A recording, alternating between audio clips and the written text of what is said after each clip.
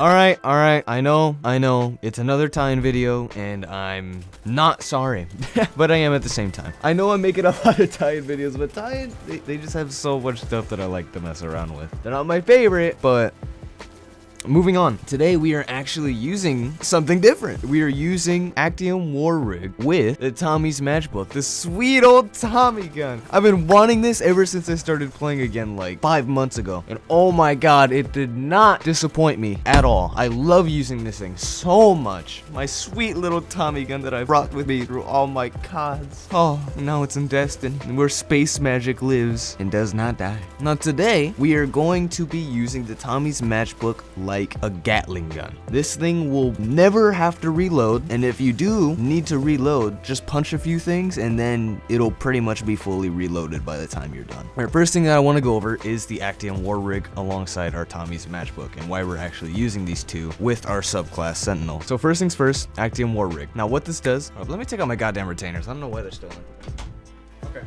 Alrighty, so now what the Actium War Rig actually does is that it steadily reloads a portion of your equipped auto rifles or machine guns magazine from reserves. Now basically what this means is that while we're shooting it, the gun will be automatically reloaded by 10 bullets, I believe, every second or two. Now what the Tommy gun does is sustained fire with this weapon overheats it, increasing damage by burning the user. So it'll hurt me, but it will get increased damage. And it has 100 rounds per magazine. Since it's reloading 10 bullets every second, in reality this gun has pretty much 200 bullets per magazine, but I can't bother to do the calculation. Someone else can do it because my brain is not functioning too well right now. I need more sleep and I need less work, but we can't all have things that we want, right? Yeah. Alright, so yeah, that's the Tommy gun and that's the Actium War Rig matchup. Now another thing that we are using to combine and mesh it all together is our sweet Sentinel subclass top tree with the Ward of Dawn, but we're not actually using the Ward of Dawn. So the main thing from this skill tree is Defensive Strike. Defeat an enemy with this melee ability to create an overshield around you and nearby allies. Final blows grant melee energy when this overshield is active. So basically, Defensive Strike will give us an overshield while at the same time granting us our melee back almost immediately as soon as we get a few kills with our Tommy's Matchbook. So we will get our overshield,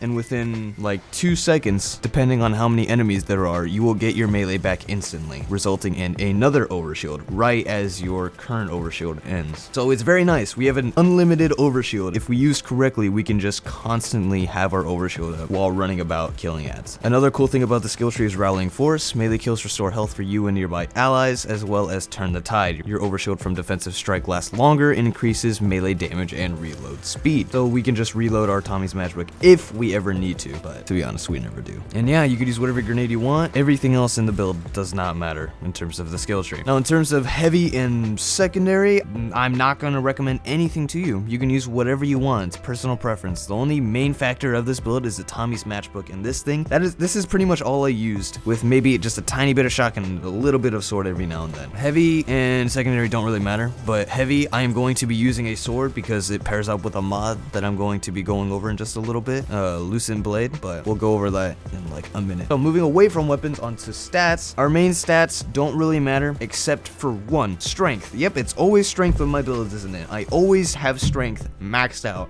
I just like punching people, dude. I just like knocking people out. But yeah, I run 100 strength with this build just so we can guaranteed get our overshield melee back at a very consistent rate so that we can actually call it unlimited. Every other stat doesn't really matter. I like running some resilience because having that class ability energy is pretty nice, and being able to tank some more damage. I don't know if it actually works like that. I don't know if Bungie or Destiny actually has resilience working like that, but I like to think so, so I'm gonna keep doing it. Generally though, stats don't matter. Up to you, whatever you want. Try to get strength up though. Alright, moving on to mods. Main mods that we are using are Loosened Blade, just for bosses. We're not able to shred them with our Tommy gun, as well as Heavy Handed. This is monumental for the build as well. Yet again, using it for another build. Now what Heavy Handed does is while charged with light, regain half your melee energy when you use a charged melee ability. So this paired alongside the part of our skill tree in Sentinel that says it grants us melee ability energy whenever we get kills, whenever we have our overshield load up. That pairs together very nicely along with our very high recharge rate from our strength. So we will get our melee back within 2 to 3 seconds. It's very, very fast. And also, I didn't go over it. What Loosened Blade does. While charged with light, dealing damage with a sword gives you bonus sword damage for 5 seconds, consuming 1 stack of charge with light.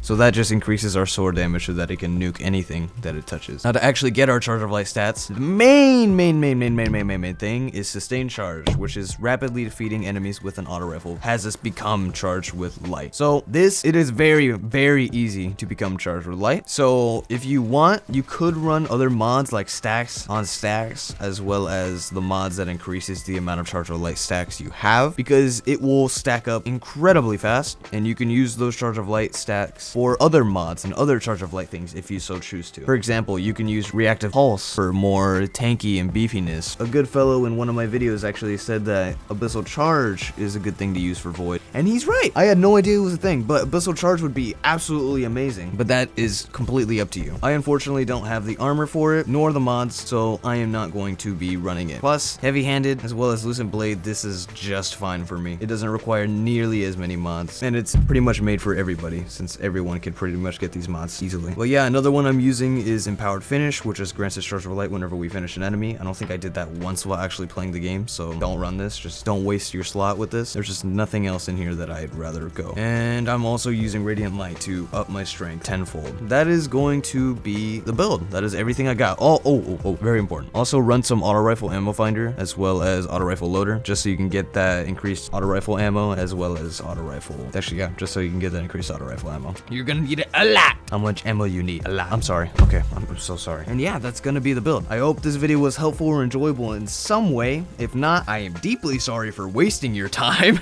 And yeah, I will see you in the next one. It won't be a Titan video. It'll be Warlock or Hunter. Most likely Warlock because of Stepano. But yeah, all right. I will see you in the next one. Peace.